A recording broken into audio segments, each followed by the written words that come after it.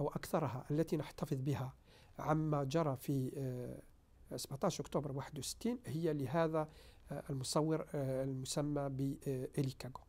إلي كاغو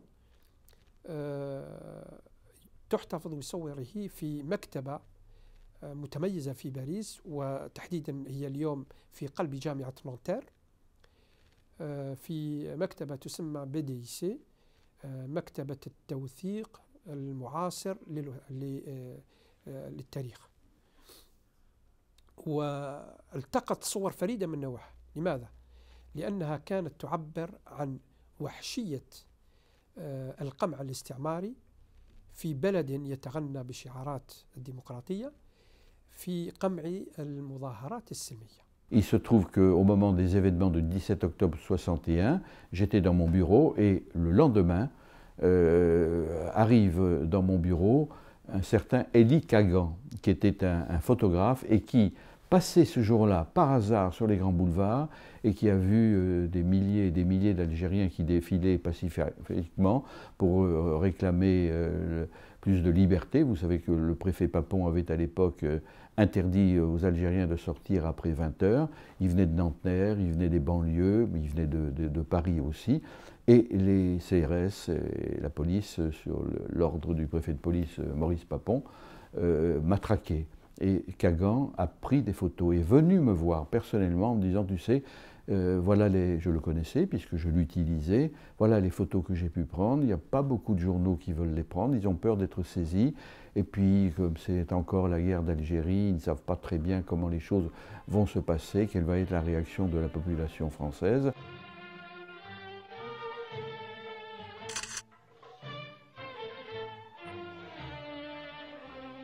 Je dirais que du boulevard Saint-Michel à Neuilly, tout le long de la Seine, c'était un matraquage, disons, général. Alors vous connaissez, c'est pas moi qui dirais le nombre de morts, on a mis beaucoup de temps à savoir combien il y en avait réellement, puisque le gouvernement minimisait, que de l'autre côté on donnait des chiffres qui apparaissaient quand même assez astronomiques. On sait quand même qu'il y a eu des centaines de morts et des centaines d'Algériens précipités dans la Seine. C'est un crime d'État qui n'a été reconnu que beaucoup plus tard, comme vous le savez, même je dirais récemment, et je m'honore d'avoir été un des journaux, peut-être le premier journal, à avoir donné des informations et publié les photos d'Élie Kagan. Et Élie Kagan est devenu par la suite un ami, et j'étais moi-même à ses obsèques, et à ses obsèques où je me suis retrouvé d'ailleurs avec le rédacteur en chef du Monde de l'époque, Edoui Plenel, et c'est moi qui ai prononcé l'hommage funèbre d'Élie Kagan, et j'ai rappelé que ce fils de gens qui avait été déporté à Auschwitz était celui qui avait mis en avant la manière dont avaient été traités les Algériens en cette funèbre journée du 17 octobre 61.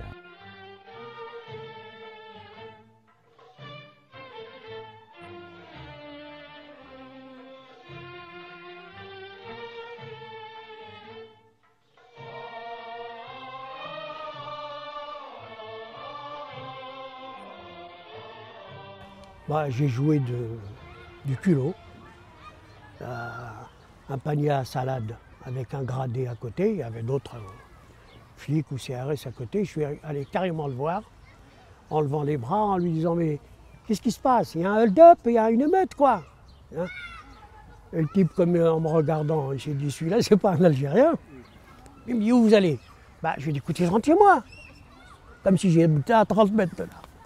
Il me dit « Allez, dépêchez-vous parce qu'on ramasse les bougnoules. » Évidemment, je suis passé sans que les flics me mettent dans un des paniers à salade et m'embarquent. Déjà le lendemain, on savait qu'il y avait eu des morts. Et 2-3 jours après, on commençait à savoir qu'on a repêché des gens dans la Seine. Et moi-même, on a repêché un cousin qui a été jeté dans la Seine.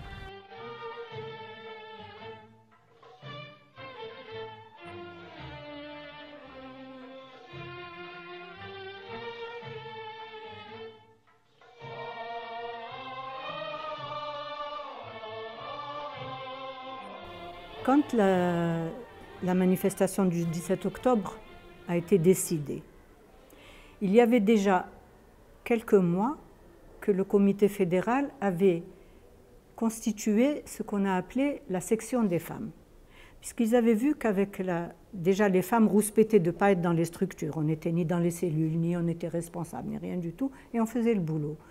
On a dit, wesh. Ils ont discuté et puis ils ont dit, oui, effectivement, il faut qu'on structure les femmes. On va les structurer dans une structure autonome. Et j'ai été nommée, j'ai été désignée comme responsable de cette structure, ce qui s'appelait la section des femmes.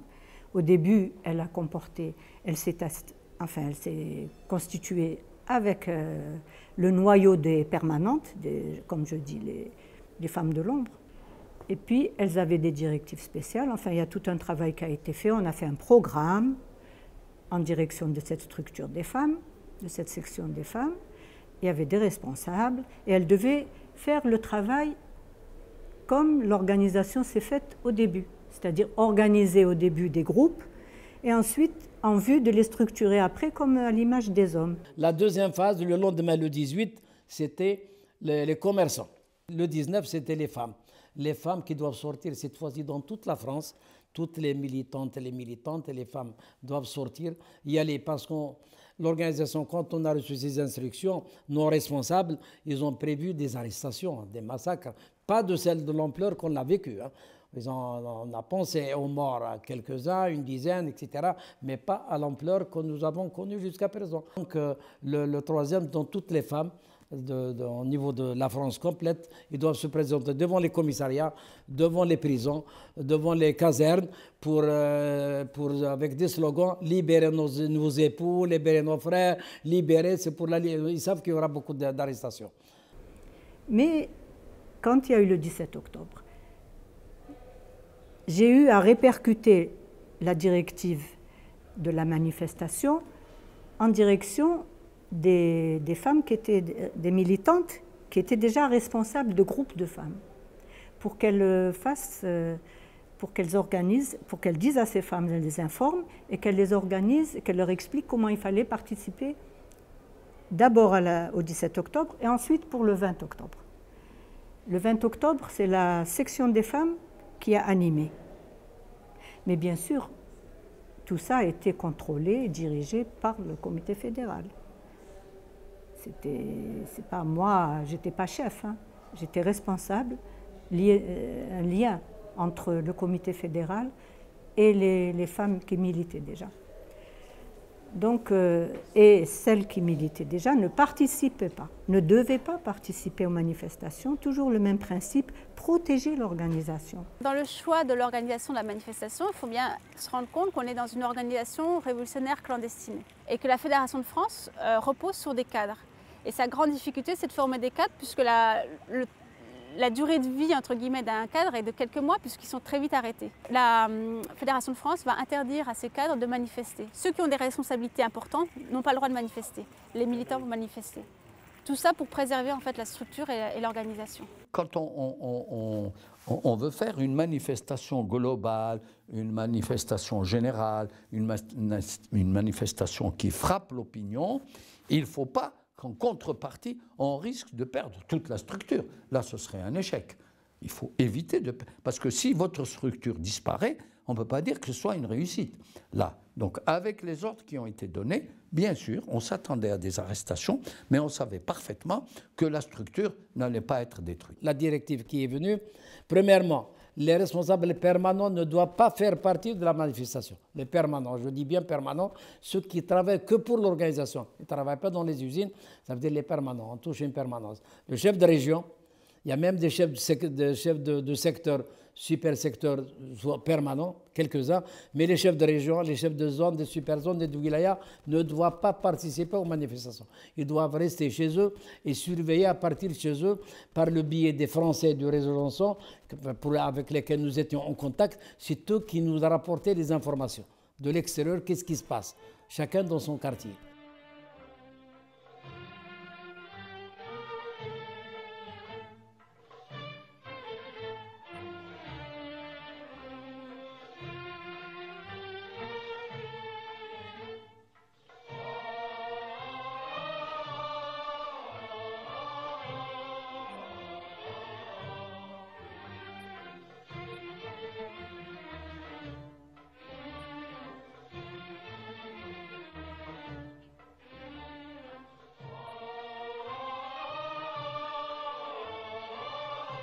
Il y a eu un encouragement de la répression dans le sens où il y a eu aussi des faux messages qui ont été diffusés sur les postes de radio de la police, disant qu'on avait vu des manifestants armés, ce qui est faux. Les manifestants n'étaient pas armés, mais en diffusant ce genre de faux messages, on encourage encore plus les policiers à en découdre.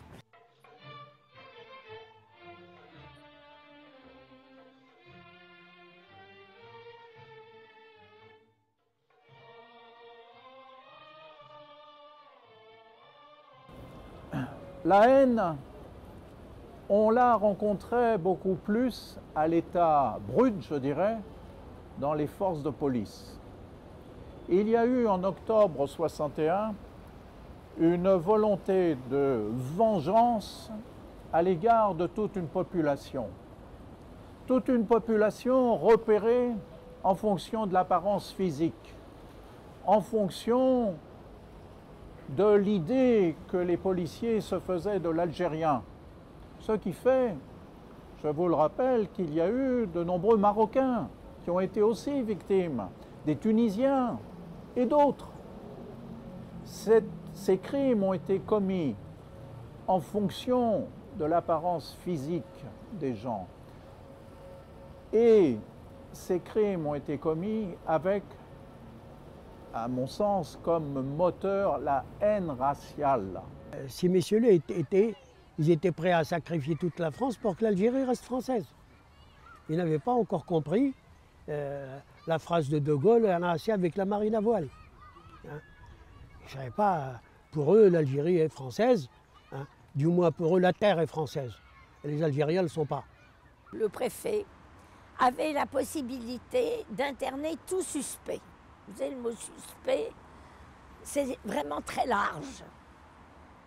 Et ils ont osé interner ces hommes dans les lieux où ils ont été torturés. À Paris, l'Algérien devient vraiment le visage du FLN. Et pour ceux qui sont partisans de l'Algérie française, c'est intolérable. Leur présence gêne. Et donc, ces hommes qui sont en France pour travailler sont vraiment victimes d'une violence, d'une brutalisation. Le 10 septembre, vers 21 h, il rentrait chez lui. Il habitait Nanterre. Il est arrêté par un quart de... Je fus arrêté par un quart de police secours. Les 5 policiers qui étaient dans le car ne me demandaient rien, mais me firent monter dans le car. Ils me fouillèrent, mais ne trouvaient rien. Les policiers firent une ronde à Nanterre et à la Garenne. Ils me disaient « N'aie pas peur, on ne te fera rien. On va t'emmener au commissariat. » On me fit descendre. Puis un policier me dit « Combien payes-tu au FLN ?» Je dis 3 500 francs, comme tout le monde. À ces mots, je reçus un terrible coup de crosse derrière l'oreille droite. Les policiers s'acharnèrent ensuite sur moi jusqu'à que je tombe par terre. Je savais alors que j'allais mourir noyée. Ils me prirent par les pieds et par les mains et l'on me lança. Je tombai sur une pierre et rebondis dans l'eau. Mais l'eau froide me rendit quelques forces et j'essayais de nager.